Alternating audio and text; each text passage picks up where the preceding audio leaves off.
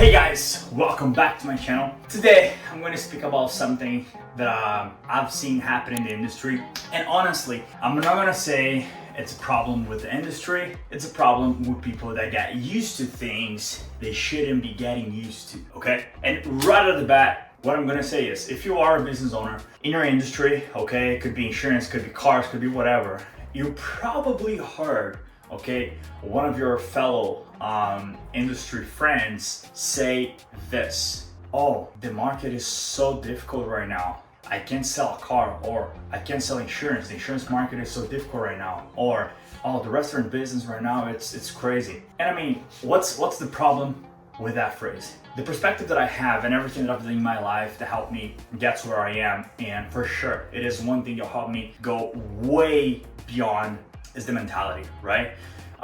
So I've learned that in every situation there are opportunities. So even in the 2008 crisis in the US, right, there were people that made money. In every crisis there are those ones that are making money.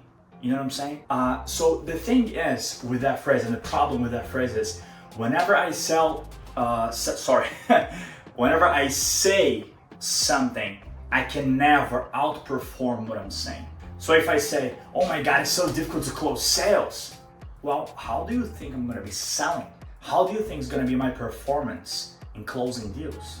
Because I can never be better than whatever I'm preaching on myself. If I'm saying the market is difficult, people cannot buy, people don't have money, well, and then I'm gonna be saying those things every freaking day, and later on I'm gonna go try make money selling stuff. How am I gonna sell to the people that I said that they don't have money to buy whatever I'm selling? You know what I'm saying?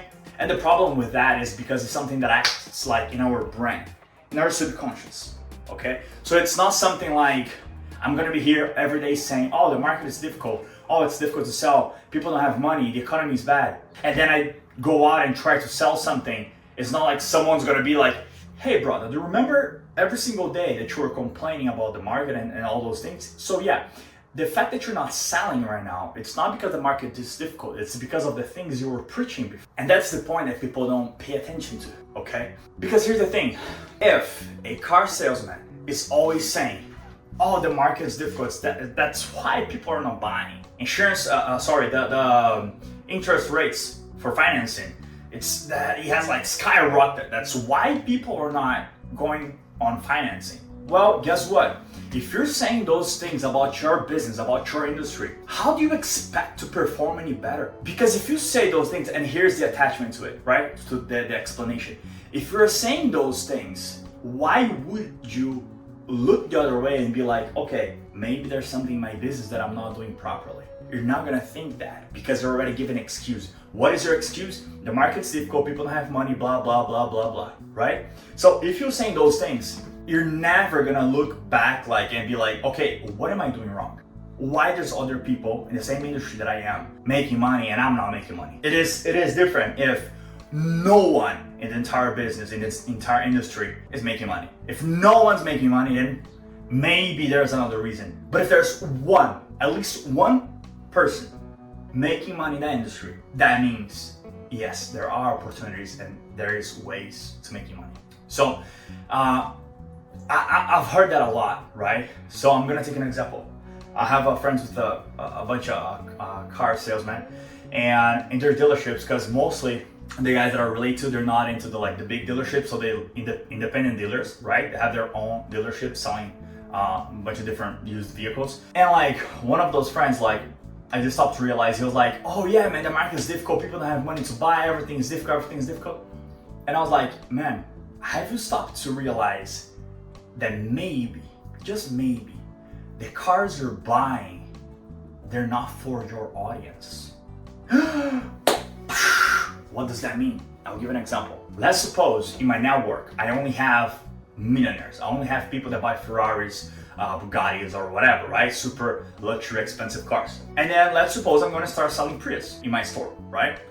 Well, if the people that I know and the people that buy from me, if they're millionaires and they have money, okay, to be buying supercars and they want to buy supercars, but then the only thing I'm offering is a Prius or Ford Fusion, whatever it is, right? Those kind of cars. If that's what I'm offering, guess what? I'm not gonna sell. Not because the market is difficult, not even because my product is bad, because the Prius is a great car. It's just not for that audience. And that's the main mistake that people commit in business, right? You gotta know your audience in any aspect. Because whatever you're selling to someone. If you don't know who you're selling to, oh my God, how can you plan ahead? How can you make a script? How can you prepare for the sale if you don't even know who you're selling to? And that's one of the biggest problems. Like I've seen friends go like through super hard times, and I was like, hey brother, if your audience, okay, so just a different picture.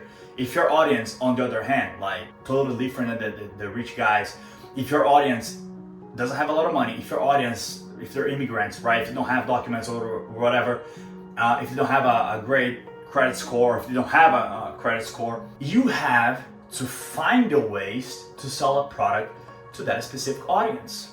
What I'm saying is, if my audience, if the people that I'm hanging out with, if the people that know me, if the people that are aware that I'm selling cars, for example, if they all, okay, are making minimum wage, if they all don't have money to be paying $500, $600, $700 a month on car payments, okay, if my audience doesn't have a lot of money, that doesn't mean they cannot buy. They can buy and they want to buy whatever they can. That is, if that's your audience, hey brother, stop buying the expensive cars, because that's for the audience that you don't have. Once you have that audience, okay, you go and sell to them. But if your moment right now is to sell Prius, Ford Fusions, or cars that are gonna be like $300, $400 a month for your customers, focus on that, because guess what? All of a sudden, you're gonna realize the problem is not with the market, the problem is not with the economy, the problem was with you and how you're treating your business, because you didn't know your audience. So once you put those things into perspective, you understand, okay, it's not something else that's causing the problem, it's me.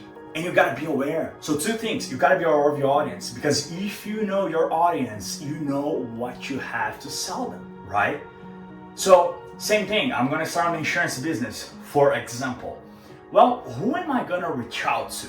Am I gonna go into the like super billion-dollar business and be like, hey, why don't you do your business insurance with me? Hold on, I have just started. The guy that has like a billion-dollar company, whatever, probably have a guy already selling insurance to them that they know at a personal level. Is the networking? So like, if I go out and try to like sell business insurance for those guys, it's not gonna work. Who do I have to start with? I have to start with the small business owner, with the guy that no one's paying attention to, with the guy that no one is caring enough to provide an awesome customer service, because that's gonna be my difference. I'm gonna provide an awesome, great customer service to that small business owner, you know, that immigrant that has like a business that no one even cares to pay attention to because he doesn't speak very good English. So people are like, this dude, I'm just gonna sell insurance to him and that's it. No. I'm gonna go out there and treat that guy differently. I'm gonna pay attention to him, I'm gonna listen to him, I'm gonna be there for him, because that's how I'm starting my business. Once I'm at a level where everyone that I'm hanging out with, they're billionaires, whatever, they have huge company, then yes, then I'm gonna sell to that people. But that's the main issue with any business owner in any industry, okay? It doesn't apply only to cars. A lot of people, they have like a nice business, a nice product, and the problem is not with the business or with the product. The problem is who they're selling to. It's the same thing, like if I buy a certain product, okay, and I go offer to an audience that don't need it, it doesn't mean my product's bad. It just means that this specific audience don't need my product. Now, do you think no one else needs? Of course. There's needs for everything in our industry, in any industry. You just gotta figure out your audience, who you're selling to. When was the last time that you thought about that? When was the last time that you thought, okay, who am I selling to? Who are these people that I'm gonna make their life better because of my product or service? That's the bottom line. Like that's the ABC of business. You gotta understand who your audience is. After you understand who your audience is, then you start adding things, right? So, okay, now I know who my audience is. I'm selling already because I know they need my product, all right? So it's a perfect fit, my product, this audience, that's a match, so I'm already selling. Then you get better. How you get better? Okay, how can I provide the best customer service in the industry and make sure that creates a culture of the best customer service in that industry coming from my business? How can I create a culture so my customers are like, hey man, the guy that I bought a car from, oh, he's awesome. Like he paid attention to me, he did this, that, and that. He's awesome. And the good thing when you focus on that and you learn who's your audience is the people that are buying from you, they're gonna be your salespeople for free. Because they're gonna be telling other people like, hey, this nice car that I bought, oh yeah man, that dude, oh Matthew Calvin, oh he's awesome man. So that's how it starts. Same thing with insurance. Oh, you need insurance? Oh, here, this is my guy, get the contact. This is my guy, man. For insurance, call him, he's awesome, he's gonna pay attention to whatever you need. He's gonna be quick answering and all. The people you sell to, they're gonna become your salespeople. And that's the thing. So whenever industry you are, if you're starting a business, if you already have a business, if you know someone that have a business, if you work for someone in a business and you guys are going through like a rough path, just realize those things, okay? Because that's the thing. I know a lot of business owners that they have the pride to say, I'm doing everything right. And they start creating fantasies, they start creating reasons from the outside why things are going bad. And besides knowing our audience, the other thing that you have to know is in business, you either evolve, you either adapt, or you die. What I mean is evolve, okay? So, an example, there's a finance company called Lendbus. They started just a few years ago. And there's companies that they were like in the industry way longer than them. But Lendbus, they skyrocketed their value. Why? Because everything they do with technology. So everything is faster, paperwork, everything online, everything faster, decision, everything is faster.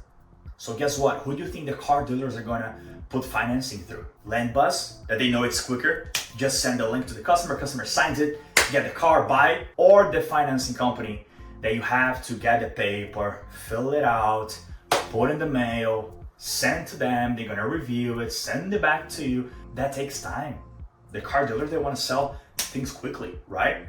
So I'm giving an example in the car industry, but that adapts for anything, right? So always think about evolving. Always think about getting up to date. How can I evolve my business? How can I put more technology into my business? How can I use AI into my business, right? How can I cut costs? Well, if you can use AI for a function that you were paying someone else to do it, guess what? You're cutting costs. You're being more efficient. You're being faster, quicker. And the business owners that pay attention to those traits, those are the ones that excel in their business. That's it for today. I hope you loved the video. And guys, leave them in the comments. Anything you like, any topic you want to talk about, any thoughts you have, questions, whatever, okay? I'm gonna make videos based on that. Love you guys. Please subscribe and like the video. See you next time.